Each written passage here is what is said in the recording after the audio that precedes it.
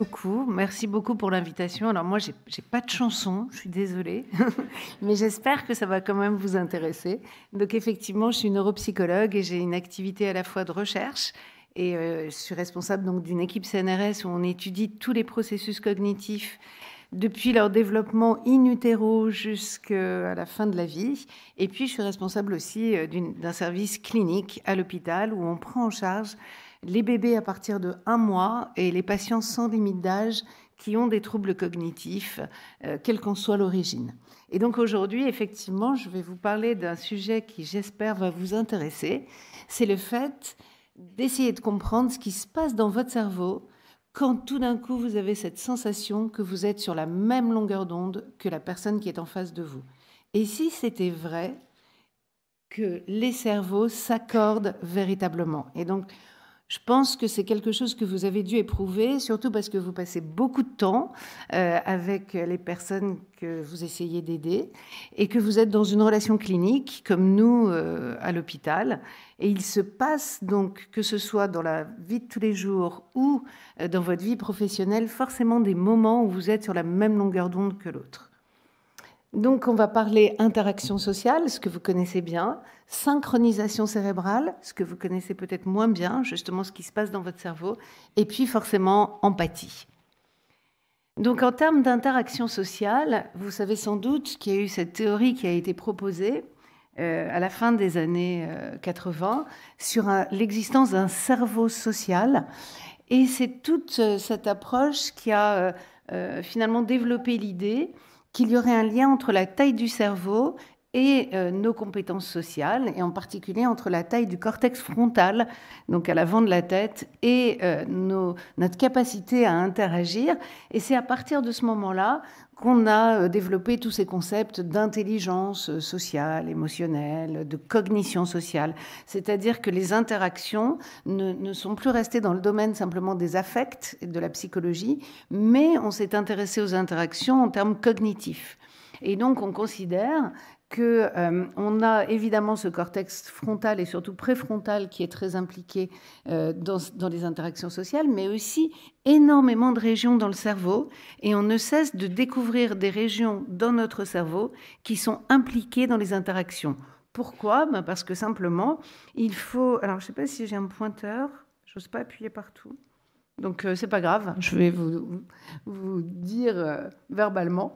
Donc, on sait par exemple que le cortex visuel primaire, donc on pourrait se dire pourquoi notre cortex visuel à l'arrière de la tête, il est impliqué dans les interactions sociales ? Parce que forcément, si vous ne percevez pas les émotions que présente la personne en face de vous, pas de possibilité d'adapter votre comportement.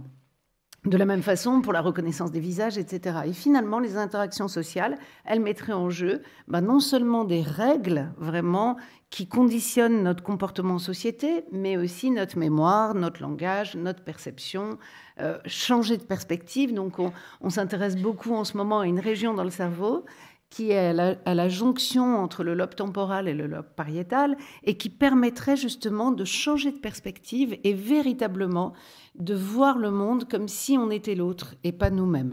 Et donc, vous voyez, toutes ces régions sont énormément étudiées, mais d'un point de vue cognitif aussi, on pense que la qualité des interactions sociales, c'est un déterminant aussi du développement cognitif.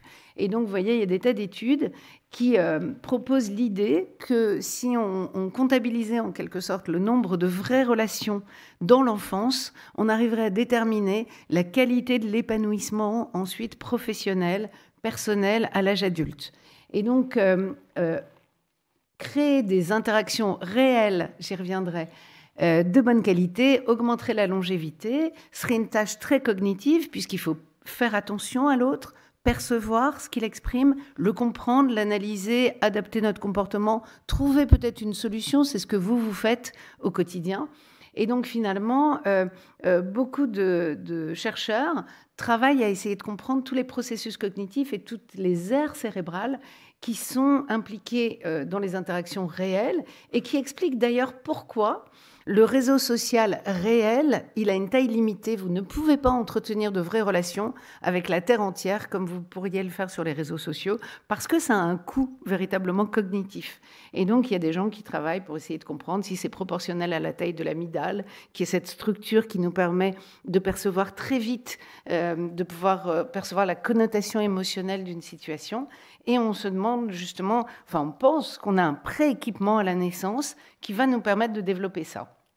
Et donc effectivement, à la naissance, ce bébé, il a quelques heures de vie et dans les années 80, on a déjà montré que le bébé pouvait imiter les émotions du visage de l'adulte à quelques heures simplement de vie. Et on pense que le fait qu'il puisse percevoir, discriminer et reproduire, vraiment imiter les expressions faciales, c'est le socle de l'empathie. C'est le socle de ce qui permettra des interactions sociales de bonne qualité. Et donc, on pense que le bébé commence par percevoir, par imiter, et que c'est comme une imitation, une leçon pour apprendre les émotions, créer ce sentiment d'appartenance à un groupe, etc.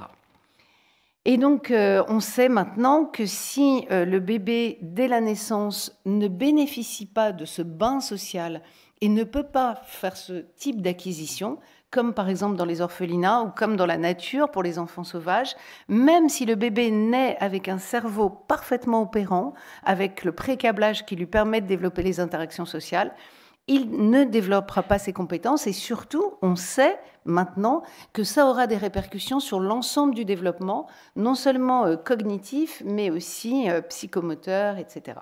Donc, l'être humain est un être social qui naît avec un cerveau prêt à travailler, mais qui a besoin des interactions sociales pour se développer. Et donc, du coup, ça a un certain nombre d'implications, forcément. Si on considère que les interactions sociales sont le moteur du fonctionnement cognitif et qu'elles ont un lien très fort avec notre humeur et nos émotions et notre sentiment d'appartenance, etc. Et si on considère qu'apprendre, c'est un acte social, du coup, effectivement, on va favoriser les interactions sociales réelles de bonne qualité. Et donc, on sait maintenant qu'on passe beaucoup trop de temps sur nos téléphones, beaucoup trop de temps sur les réseaux. Enfin, je dis on, mais moi, je ne suis pas sur les réseaux sociaux, justement. Et donc, il y a des études qui ont montré que si on réduit de seulement 30 minutes l'utilisation des réseaux par jour, c'est-à-dire 10 minutes en moins de Facebook, 10 minutes en moins d'Instagram et 10 minutes en moins de Snapchat, c'est l'étude qui a été faite, on va réduire de manière significative les signes de dépression et d'anxiété. Et donc, du coup, on sait maintenant que c'est très important de développer des interactions réelles, non seulement parce que ça met en jeu toutes les modalités sensorielles, que ça permet de développer ce qu'on appelle l'attention à l'autre, et donc de développer cette fonction qui est cruciale dans votre métier, mais qui est cruciale dans la vie en général.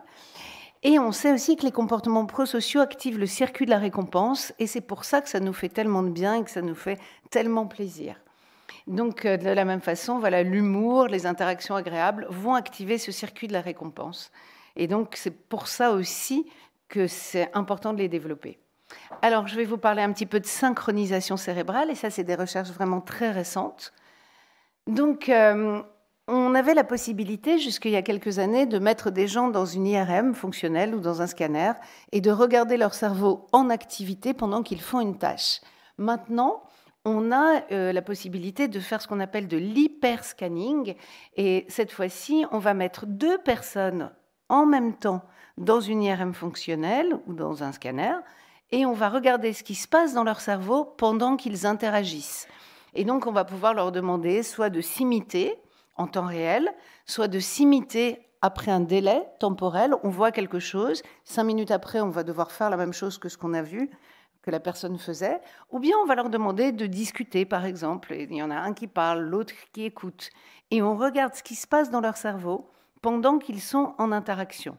Et là, les résultats qu'on a eus sont extrêmement intéressants. Et donc, on se rend compte que véritablement, et je vais vous montrer ensuite un graphique qui vous explique mieux ça, véritablement, lorsque l'on imite quelqu'un, que ce soit conscient ou inconscient, Parce que vous ne savez peut-être pas que quand vous êtes en interaction avec quelqu'un qui exprime des émotions, vous exprimez les mêmes émotions, bien qu'elles ne soient pas visibles. Et si on met des capteurs sur votre visage, on se rend compte que vous avez des micro-émotions faciales qui sont exactement les mêmes que celles qui sont en train d'être exprimées par la personne avec qui vous êtes en train d'interagir.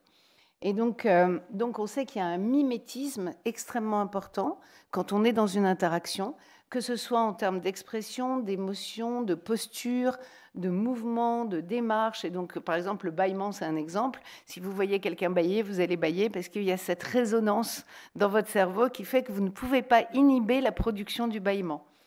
Mais ça touche aussi les pupilles, et ça, je ne sais pas si vous savez, que quand vous êtes en interaction avec quelqu'un, votre cerveau détecte la taille de la pupille de l'autre, parce que si la pupille de la personne en face de vous se dilate, ça veut dire qu'il est en train de prêter attention à ce que vous êtes en train de dire, et votre propre pupille va se dilater en retour.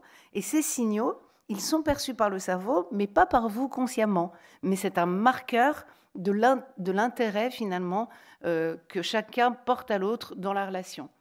C'est la même chose pour le rythme cardiaque. On sait que la mère et le nourrisson vont accorder leur rythme cardiaque quand ils sont dans l'interaction, mais ça ne touche pas que le rythme cardiaque, ça touche aussi la température corporelle.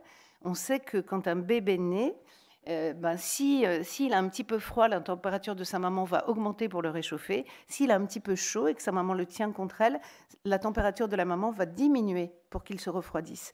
Et donc, on a tout un tas comme ça d'équipements qui nous permettent d'accorder nos cerveaux véritablement.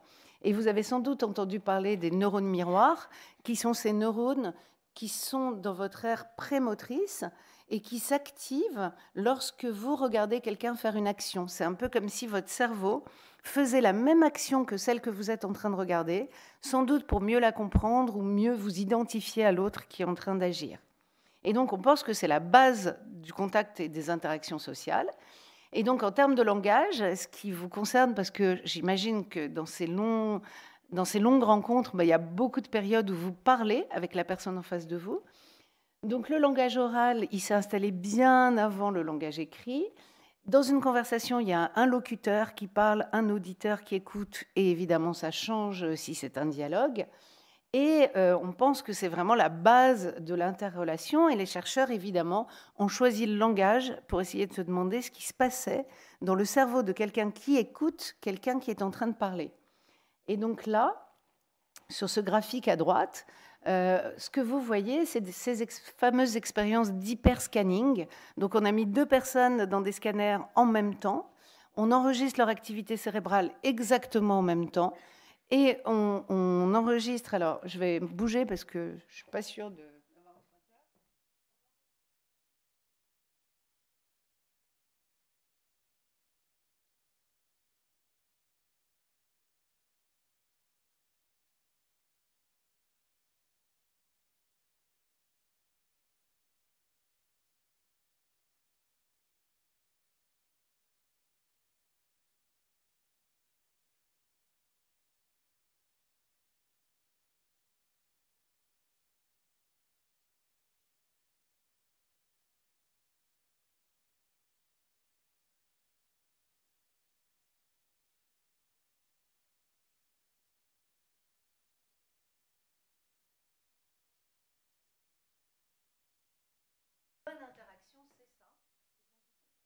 La phrase de celui qui est en face de vous, c'est ce qui se passe dans les vieux couples, d'ailleurs, c'est pas pour rien.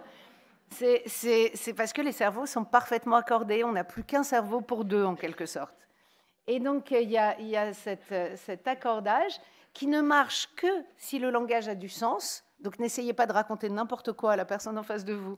Si ça n'a pas de sens, ça ne marche pas. Si on présente le langage dans l'autre sens, à l'envers, ça ne marche pas. Si c'est une autre langue que vous ne maîtrisez pas, ça ne marche pas. Et il faut vraiment que ce soit de la vraie communication. Et ce qui est très intéressant, c'est que depuis quelques années, il y a des psychologues qui travaillent avec des nourrissons, des psychanalystes de nourrissons, qui s'intéressent à cette langue qu'ils ont appelée le mamanais, qui est « Oh, mon petit chéri, comme tu es mignon, comment ça va ?» Et quand on parle à un bébé, on prend une intonation particulière, donc c'est le mamanet.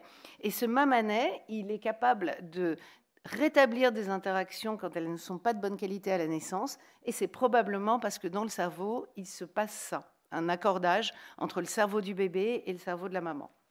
Donc je continue, donc évidemment le langage, c'est échanger de la parole et partager donc des représentations entre un locuteur et un auditeur. Ça permet une compréhension mutuelle, mais ça permet sans doute beaucoup plus que ça, qui est d'être vraiment en relation et d'accorder vraiment nos cerveaux au point que beaucoup d'air, vous voyez, dans notre cerveau, vont véritablement être sur la même longueur d'onde. Et c'est sans doute pour ça que le langage est non seulement un prérequis à la relation, mais le ciment de la relation. Et vous voyez, c'est des recherches très très récentes qui travaillent véritablement sur ça.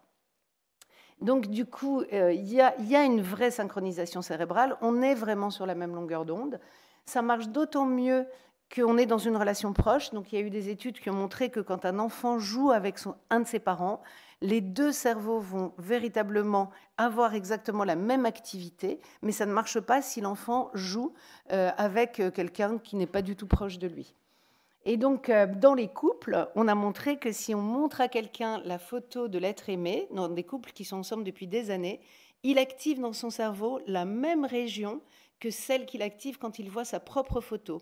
C'est-à-dire que sa moitié est vraiment devenue lui-même, en fait, son double. Et donc, il y a toute une question sur les leaders.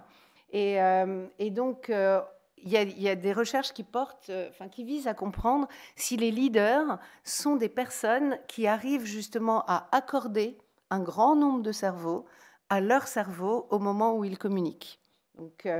Donc les chercheurs se sont demandé, est-ce que finalement, cette synchronisation cérébrale, c'est une cause ou c'est une conséquence de la compréhension mutuelle ? Et donc du coup, toutes ces études sur la synchronisation, elles montrent que ça marche d'autant mieux qu'on intègre tous les signaux de communication, la vision, l'audition, etc., que c'est vraiment le ciment de la relation, que c'est favorisé par des émotions positives, c'est plus fort dans les relations très proches. Et si jamais on vous injecte, par exemple, du Botox, parfois, ce n'est pas expérimental, c'est des gens qui vraiment font de la chirurgie esthétique, on se rend compte que vous ressentez moins les émotions, non seulement vous les exprimez moins, mais vous les ressentez moins, ce qui veut dire qu'on a véritablement besoin de pouvoir produire les émotions dans notre visage pour ressentir les émotions de l'autre. Et d'ailleurs, si quelqu'un souffre en face de vous et que vous prenez un antidouleur, vous ressentez moins la douleur de l'autre que si vous n'aviez pas pris vous-même d'antidouleur. Donc véritablement, dans la relation, il y a cette notion d'un cerveau commun qui interagit. Et donc du coup, il y a cette étude qui s'est posé la question de comment émerge un leader. Et donc du coup, ils ont étudié la synchronisation cérébrale, non seulement entre le leader et les gens qui le suivent, mais entre tous les gens qui le suivent. Et ils se sont rendus compte qu'effectivement, la synchronisation entre le leader et les followers, elle est beaucoup plus importante qu'entre les followers eux-mêmes, et qu'il y a même une anticipation au niveau cérébral des gestes et du langage du leader. Donc réellement, il y a des attentes face à ce leader, et c'est vrai aussi pour les étudiants vis-à-vis de leur enseignant. Quand un enseignant est apprécié, c'est véritablement qu'il arrive à synchroniser tous ses cerveaux sur le sien. Donc évidemment, la synchronisation cérébrale, ça a plein d'intérêts. Ça aide à percevoir et à comprendre la situation en face. Ça aide à comprendre l'autre. Ça permet de ressentir ce qu'il ressent, de prédire ce qu'il va faire, de changer de perspective, parce que si on a le même cerveau que l'autre, on peut plus facilement se mettre à sa place. Ça permet d'améliorer les relations, où que ce soit, de créer du lien, d'avoir ce sentiment d'appartenance à un groupe social. Et il y a beaucoup de recherches actuellement sur ce qu'on appelle le predictive coding, qui est être capable de prédire justement ce qui va arriver, puisque le cerveau est un organe qui permet de prédire. Mais le problème, c'est qu'évidemment, on peut aussi voir la face sombre de la synchronisation cérébrale, qui est s'en servir pour suggérer, pour convaincre, pour ne pas être qu'un leader, mais peut-être un gourou. Et c'est aussi peut-être ce qui se passe dans les dérives sectaires. Donc, ça a des implications, évidemment. Si on a envie d'être sur la même longueur d'onde, il va falloir favoriser des échanges sociaux vraiment de bonne qualité et authentiques, parce que c'est ça ce qui permet de synchroniser les cerveaux. On peut aussi, on l'a vu pour les bébés, mais ça marche aussi pour les adultes, choisir le vocabulaire qui marche le mieux, le rythme de sa voix, la hauteur de sa voix, etc. Et puis, évidemment, c'est dans l'échange et dans la diade, vraiment, avec l'autre, qu'on va construire cette synchronisation et qu'on va améliorer la qualité des interactions. Et vous qui faites de la formation et du conseil, vous êtes en plein dans ces tâches qui permettent de synchroniser les cerveaux. Et peut-être que les fois où vous avez amené le plus loin possible des clients, c'est peut-être des fois où les cerveaux se sont parfaitement accordés. Alors, je vais finir sur l'empathie. Donc, l'empathie, c'est vraiment éprouver la condition d'autrui. Ça implique la perception et la compréhension des émotions d'autrui pour pouvoir les ressentir soi-même et les partager. C'est différent vraiment de la sympathie qui est juste préoccupée du bien-être de chacun. Et donc, il y a eu des études en imagerie fonctionnelle qui ont montré que quand vous imitez quelqu'un, quand quelqu'un vous imite et quand il y a ce jeu comme ça de mimétisme, on a exactement les mêmes activités au niveau cérébral. Et ce qui est très intéressant, c'est ces études des années 2000 qui montrent qu'on active la même région dans notre cerveau quand on souffre physiquement ou quand on souffre moralement pour quelqu'un, c'est-à-dire ce qu'on appelle la douleur sociale. Donc, effectivement, il n'y a qu'un pas entre ces recherches sur la synchronisation cérébrale et ces recherches sur l'empathie. Les gens se sont beaucoup interrogés pour savoir pourquoi on avait gardé l'empathie au cours de l'évolution. Finalement, à quoi ça nous sert l'empathie? Et sachant que ça peut être vraiment coûteux, on peut donner une partie de nous, un organe, donner du temps, donner de l'argent. Pourquoi est-ce qu'on garde un comportement si coûteux? Et pourquoi finalement on n'est pas plus égoïste? Alors d'abord, parce que si on a survécu en termes d'humanité, c'est sans doute parce que tout seul, on n'aurait pas pu construire des villes, se battre contre des énormes animaux, etc. Mais la question, c'est pourquoi faire du bien? Et finalement, la plupart des recherches convergent vers l'idée que si on fait du bien, si on continue à être altruiste et empathique, c'est parce que ça nous fait du bien. Et donc, en fait, ces recherches montrent que tous les comportements qui perdurent au cours de l'humanité sont associés à du plaisir. Et que le fait de les associer à du plaisir, c'est justement la promesse de pouvoir de les voir perdurer. Et donc, du coup, la question qui s'est posée pour des chercheurs dans les années 90, c'est est-ce que véritablement faire du bien nous fait du bien? Et donc, il y a des chercheurs qui ont proposé des primes de 500 $ par exemple à des salariés et qui leur ont demandé de les dépenser soit pour eux-mêmes, soit pour d'autres. Et ils ont enregistré leur niveau de satisfaction personnelle, en quelque sorte leur niveau de bonheur, d'épanouissement, avant et après. Et ils se sont rendus compte que la satisfaction était bien plus grande chez les salariés qui avaient dépensé l'argent pour autrui plutôt que pour eux-mêmes. Et donc à partir de là, il y a eu énormément de recherches sur le don qui ont toutes montré qu'effectivement, on est programmé pour éprouver plus de plaisir en donnant qu'en recevant.